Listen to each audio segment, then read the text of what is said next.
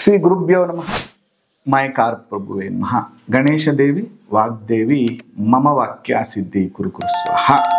ಓಂ ನಮೋ ಭಗವತಿ ಚಾಮುಂಡೇಶ್ವರಿ ಮಲಯಾಳ ಸ್ವರೂಪಿಣಿ ಸರ್ವಸಿದ್ಧಿಕಾರಿಣಿ ಸತ್ಯಂ ಬ್ರೂಹಿ ಸ್ವಹ.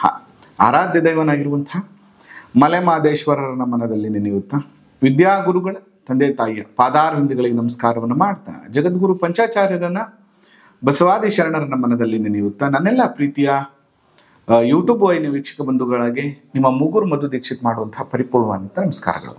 ಇನ್ನು ತುಲಾ ರಾಶಿಯವರ ಬಗ್ಗೆ ನಾವು ಮಾತನಾಡಬೇಕು. ಈ ವರ್ಷ ಹೇಗಿದೆ? 2025 ಬಲಾಬಲ ಹೇಗಿದೆ, ಶುಭ ಫಲಗಳು ಹೇಗಿದೆ, ಅನುಕೂಲ ಹೇಗಿದೆ, ಅನಾನುಕೂಲ ಏನಾದರೂ ಆಗುತ್ತಾ ಅನ್ನುವಂಥ ವಿಚಾರಗಳನ್ನು ನಾವು ಮಾತನಾಡಬೇಕಾಗ್ತದೆ.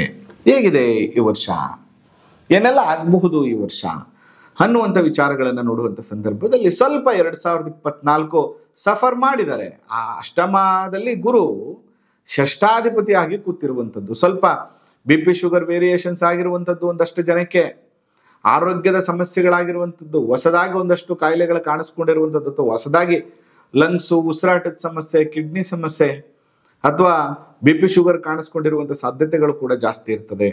ಮತ್ತು ಒಂದಷ್ಟು ಹಣವನ್ನು ಆಸ್ಪತ್ರೆಗಾಗಿ ಖರ್ಚು ಮಾಡಿರುವಂಥ ಪರಿಸ್ಥಿತಿಯನ್ನು ಕೂಡ 2024ರಲ್ಲಿ ಅವರು ಅನುಭವಿಸಿರುವಂಥದ್ದು. ಇದು ಆಲ್ಮೋಸ್ಟ್ ನಿಮಗೆ ಮಾರ್ಚ್ 29 ಮತ್ತು ಮೇ 14ನೇ ತಾರೀಕುವರೆಗೂ ಇದು ಕಂಟಿನ್ಯೂ ಆಗುತ್ತೆ. ಮಾರ್ಚ್ 29 ನಂತರ ಸ್ವಲ್ಪ ಕಮ್ಮಿ ಆಗುತ್ತೆ, ಆದರೂ ಕೂಡ ನಿಮಗೆ ಕಂಟಿನ್ಯೂ ಆಗುತ್ತೆ. ಈ ಪ್ರಾಬ್ಲಮ್ಸ್ಗಳು ಮೇ 14ನೇ ತಾರೀಕುವರೆಗೂ ಕಂಟಿನ್ಯೂ ಆಗುತ್ತೆ. ಆದರೆ ಮಾರ್ಚ್ 29 ಆದಮೇಲೆ ಅದರ ಪರ್ಸೆಂಟೇಜ್ ಆಫ್ ಪ್ರಾಬ್ಲಮ್ಸ್ ಕಮ್ಮಿ ಆಗುತ್ತೆ. ಆಲ್ಮೋಸ್ಟ್ ಅಲ್ಲಿವರೆಗೂ ಸ್ವಲ್ಪ ಫೈನಾನ್ಷಿಯಲಿ ಪ್ರಾಬ್ಲಮ್ ಆಗುವಂಥದ್ದು. ಹೊಸ ಸ್ಟಾರ್ಟಪ್ಗಳನ್ನು ದಯವಿಟ್ಟು ಮಾಡೋಕ್ಕೆ ಹೋಗ್ಬೇಡಿ, ಕೆಲಸ ಬದಲಾವಣೆಯನ್ನು ಮಾಡ್ಲಿಕ್ಕೆ ಹೋಗ್ಬೇಡಿ, ಹೊಸ ವ್ಯವಹಾರಕ್ಕೆ ಕೈ ಹಾಕುವಂಥದ್ದು ಬೇಡ. ತುಲಾ ರಾಶಿಯವರು ಯಾವಾಗಲೂ ಸ್ವಲ್ಪ ಕ್ಯಾಲ್ಕುಲೇಟಿವ್ ಮೈಂಡಲ್ಲಿ ಇರ್ತಾರೆ. ಹೊಸ ಕೆಲಸ ಮಾಡಬೇಕು, ಸ್ವಂತವಾಗಿ ಮಾಡಬೇಕು, ಬಿಸ್ನೆಸ್ ಮಾಡಬೇಕು, ಸಕ್ಸಸ್ ಆಗಬೇಕು ಅನ್ನುವಂಥದ್ದು ಇರ್ತದೆ. ಬಟ್ ಮೇ 14ನೇ ತಾರೀಕು ನಂತರ ಗುರು ಏನ್ ಮಾಡ್ತಾ ಇದ್ದಾರೆ, ಇಲ್ಲಿ 9ನೇ ಮನೆಗೆ ಸಂಚಾರ ಮಾಡ್ತಾ ಇದ್ದಾರೆ. ಗುರು ಬಲ ಪ್ರಾಪ್ತಿ ಆಗತ್ತೆ. ಮತ್ತು ಪಂಚಮ ಭಾವದಿಂದ ಷಷ್ಠ ಭಾವಕ್ಕೆ ಶನಿ ಸಂಚಾರ ಮಾಡ್ತಾ ಇರುವಂಥದ್ದು. ಶನಿ ಬಲ ಗುರು ಬಲ ಬರುವಂಥ ರಾಶಿ 2025 ಆಫ್ಟರ್ ಮೇ ನಂತರ ಯಾರಿಗಾದ್ರೂ ಗುರುಬಲ ಶನಿ ಬಲ ತುಂಬ ಸ್ಟ್ರಾಂಗ್ ಆಗಿ ಬರುತ್ತೆ ಅಂದರೆ ಅದು ಮೊದಲನೇದಾಗಿ ತುಲಾ ರಾಶಿಯವ್ರಿಗೆ ಬರ್ತಾ ಇದೆ. ತುಲಾ ರಾಶಿಯವ್ರಿಗೆ ಮೇ 14ನೇ ತಾರೀಕು ನಂತರ ಲಕ್, ಅದೃಷ್ಟ, ಹೊರದೇಶ ಪ್ರವಾಸ ಮತ್ತು ಹೊರದೇಶಗಳ ಪ್ರವಾಸವನ್ನು ಮಾಡುವಂಥ ಯೋಗ, ಪುಣ್ಯಕ್ಷೇತ್ರಗಳ ದರ್ಶನ, ಸಾಲಬಾಧೆ ನಿವಾರಣೆ, ಶತ್ರುಬಾಧೆ ನಿವಾರಣೆ, ವ್ಯವಹಾರದಲ್ಲಿ ಲಾಭಗಳಾಗುವಂತಹ ಯೋಗಗಳು ಈ ತುಲಾ ರಾಶಿಯವರಿಗೆ ಪ್ರಾಪ್ತಿ ಆಗ್ತದೆ. ರಾಹು ಪಂಚಮ ಭಾವಕ್ಕೆ ಸಂಚಾರ ಮಾಡ್ತಾ ಇರುವಂಥದ್ದು.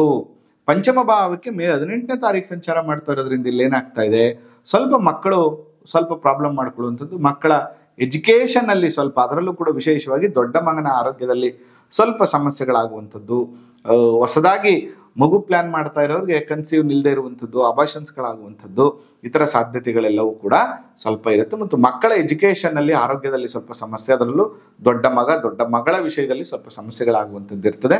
ಅದ್ರ ಬಗ್ಗೆ ನೀವು ಸ್ವಲ್ಪ ಎಚ್ಚರಿಕೆಯನ್ನು ತಗೋಬೇಕಾಗ್ತದೆ.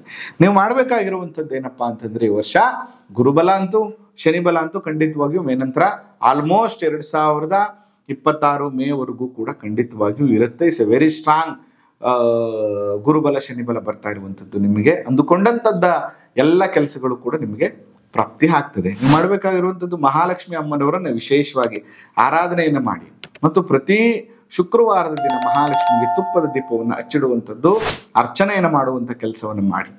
ಅದ್ರ ಜೊತೆಗೆ ಆಲ್ಮೋಸ್ಟ್ ಶನಿ ಬಲ ಬರ್ತಾ ಇರೋದ್ರಿಂದ ಅದ್ರ ಬಗ್ಗೆ ತುಂಬ ಟೆನ್ಷನ್ ಬೇಡ. ಆದರೂ ಕೂಡ ಶನೇಶ್ವರ ಸ್ವಾಮಿಯನ್ನು ಆಯುರಾರೋಗ್ಯವನ್ನು ಕೊಟ್ಟು ನಮ್ಮೆಲ್ಲ ಶತ್ರುಬಾಧೆಗಳನ್ನು ನಿವಾರಣೆ ಮಾಡುವಂತೇಳಿ ಪ್ರಾರ್ಥನೆಯನ್ನು ಮಾಡ್ಕೊಳ್ಳಿ.